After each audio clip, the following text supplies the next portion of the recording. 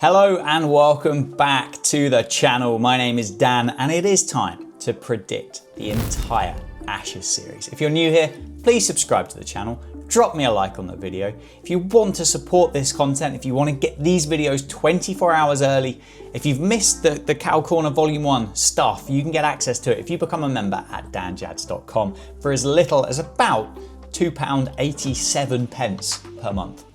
But yeah, it's there if you'd like to. There's a link in the description of this video. Right, first test at Perth.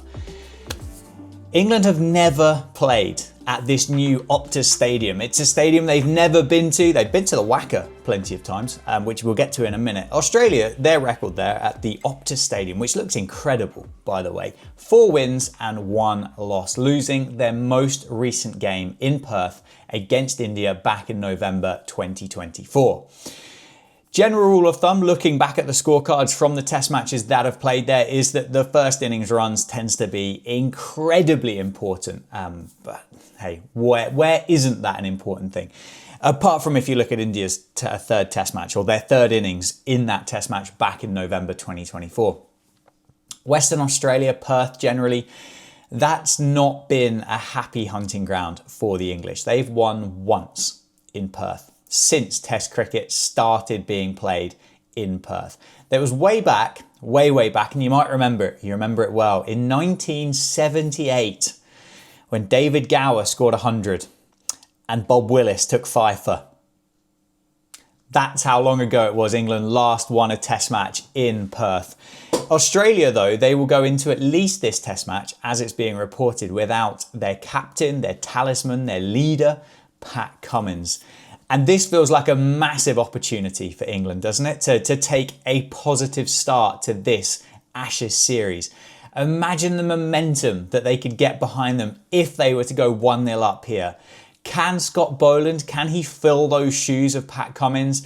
That batting lineup for Australia doesn't look the greatest without Pat Cummins on there. The tail looks even longer. So I'm going to suggest that England are going to turn up at Optus Stadium for the first time and they're going to go 1-0 up in this 25-26 Ashes series.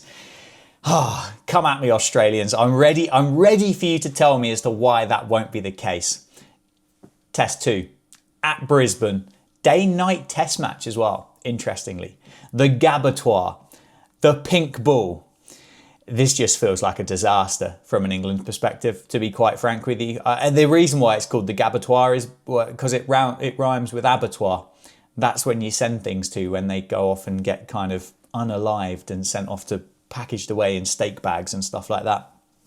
And a pink ball as well. Maybe without Pat Cummins it doesn't sound too scary, but they've still got Mitch Starc and Josh Hazlewood. The Australians have still got 2 of the very best. This time you've got to go back to 1986 when England last won a test match in Brisbane. And since 1986, in nearly 40 years, Australia have only lost 3 times. Yeah, it's not looking good, is it? They played 13 day-night test matches in Australia. It's interesting, isn't it? Fascinatingly, I suppose, the fact that day-night test matches have really caught on in Australia and not so necessarily popular around the rest of the world. I think they would be incredibly popular in England, and I don't really know why they don't do more of them. There was that one against the West Indies at Edgbaston years ago, but I haven't really dabbled in them since, and I don't really understand why. And they've lost 1 of them. Anyway, so yeah, they've played 13, they've won 12, and they've lost 1. And that was against the West Indies back in January 2024. You know, the one that, yeah, it did the headlines, didn't it? It did the headlines. But Mitch Starc, Josh Hazlewood with a pink ball, particularly if things kind of transpire the way that everybody wants them to, and that pink ball that new pink ball gets taken at a particular time of day, those kind of twilight hours, God, that sounds horrible, doesn't it? So I'm going to suggest, with history behind it, with the pink ball, the day-night test match, Australia are winning in Brisbane, and we're going 1-1 into the third test in Adelaide. Now, I don't know why this surprised me when I look back at it, but the first test match ever played at the Adelaide Oval was back in 1884. And that was a surprise. But then what was also a surprise was the fact that England also won it. England won the first ever test match back at Adelaide in 1884. well over 130 plus years ago, nearly 140 years ago now, isn't it? 141 years ago. Come on, Daniel, do some quick maths. England have actually won 9 test matches in Adelaide, which is by far and away, I believe their most kind of successful, their happiest hunting ground in Australia, if you can call it that. Most of them all kind of happened back before the calendars ticked over into the 19s, but don't worry about it. Don't worry about that. And the most recent victory for Australia was back in 2010 when Kevin Peterson scored a double hundred. So again, it's not like it's recent history that England have done well at Adelaide, is it? That was 15 years ago when you look back at it, and that's quite scary. That makes you feel old, doesn't it? Kevin Peterson double hundred at Adelaide 15 years ago. Adelaide, it's kind of been, well, it has been the home of the day-night test of late, hasn't it? This is where this has always been played, and it's the one where England have always gone into it thinking, well, there's a chance because we've got Jimmy and we've got Broady and it's day-night and it's pink and it's going to nip around and we're going to do all right. And it's never really worked, is it? Because Hazelwood and Stark and Cummins have existed and they've just out-bowled the pair of them. Does it make that much of a difference? Does it negate anything for the Aussies if it's played during daylight hours rather than in those twilight times? Obviously, the three of them, and I think by all accounts, Pat Cummins is expected to be back maybe for the 3rd test match. So that's a massive tick in the right box for Australia. Do you get a nice batting pitch in Adelaide? I think you probably do. Maybe a nice little bit of grass on it, which just helps that ball kind of carry through, a bit of pace on it. It's not the biggest ground in the world, particularly square of the wicket. Australia, pace on the ball, England batters, runs. I can see England going 2-1 up after 3 test matches. The thing you've got to think about now as well is that draws don't exist, do they, in test cricket? The game just moves on so quickly, which brings me perfectly to the 4th test in Melbourne, the MCG. And it's always pretty flat in Melbourne, isn't it? Even when Scott Boland took 6 for 7 at the G and the statue was built and Mark Howard erupted and all those incredible moments, it still felt like a pitch that you could have scored some runs on, didn't it? But yeah, famously, those drop-in pitches as well, aren't they? Does it suit England's Bazball batters? I don't know. Can I see them piling on the runs on a bit of a flat one? Yes, I probably can. If it is a bit of a flat pitch, I can see huge runs being scored here. The problem is, if it is flat, I don't see England being able to bowl Australia out twice, particularly with the lead spinner being Shoaib Bashir. Not that I would be prepared to suggest that we have another spinner that would be available to do something better than Shoaib Bashir, but I don't see England bowling Australia out twice.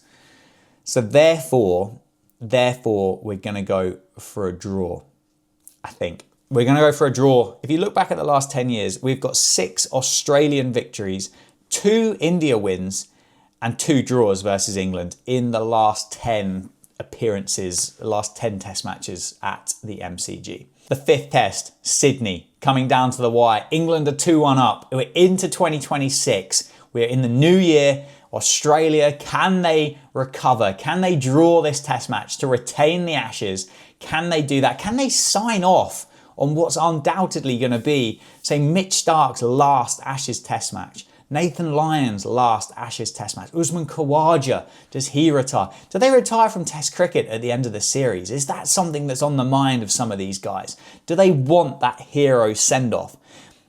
I think it's a great chance, particularly if Australia have won this test series. I think, unfortunately for Australia fans, we might be shaking hands and bidding farewell to a few of these modern-era Australian legends from this format of cricket. Does the weather get involved in Sydney? Probably. It seems to have done so, doesn't it, in Sydney over the last few years? Every time there seems to have been a test match or even a cricket game at Sydney. I remember watching some of the Big Bash last year at Sydney and it was raining. It seems to be affected. It seems to be the most susceptible place to having a bit of weather issues for Australian Test cricket. As I mentioned earlier, luckily you could lose a session or 2 or maybe even a day. And the rate at which cricket is played nowadays, even with the enterprising and stylish Bazballers of the world, everybody just gets on with it now, lads. It's nothing new. It doesn't really mean it's going to be a draw, does it? You could take time out of the game, you could lose it, it's still going to be there.